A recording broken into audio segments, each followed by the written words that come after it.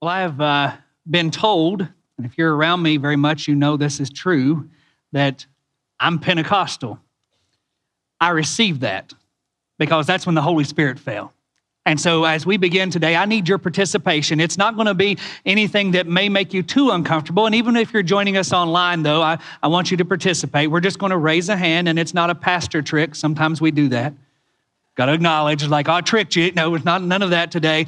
But you can put a raised hand emoji. You can say yes in the chat if you're online. But if you're here, I just want you to raise your hand after I share this and ask you if you've been there.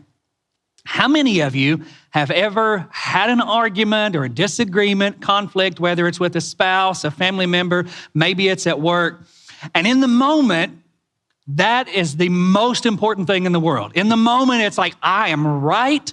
I am not backing down. I'm not giving in this time. We're going to hash this out, and I'm going to win this argument. I'm going to win this fight. And then 20 minutes later or the next day, you think to yourself, well, maybe I was right, but they did have a point. They had a perspective. Maybe I could have listened a little bit more. And then 2 weeks or 2 months later, that hill that was worth dying on, now you can't even remember. What was it we were even arguing about? I have no idea. Anybody ever been there?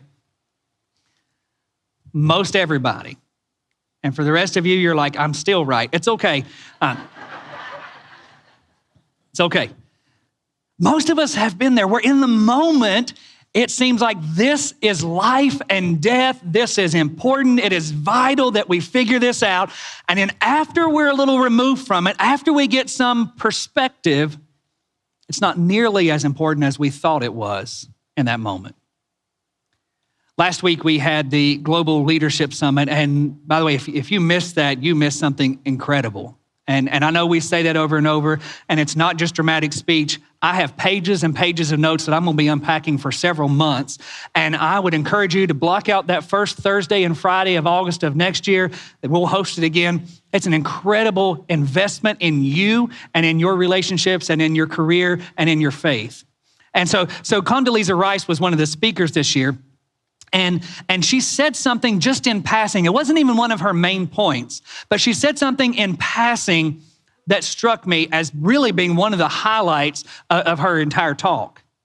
She was talking about her time in Washington, D.C., and as she was in politics, of course, and she said, in D.C., everything is nuclear war.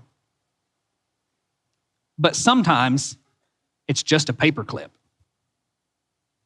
She went on to explain that everything there seemed like no matter what it is, well, if this happens, then this happens, and this is the fallout, and then we're in World War XII.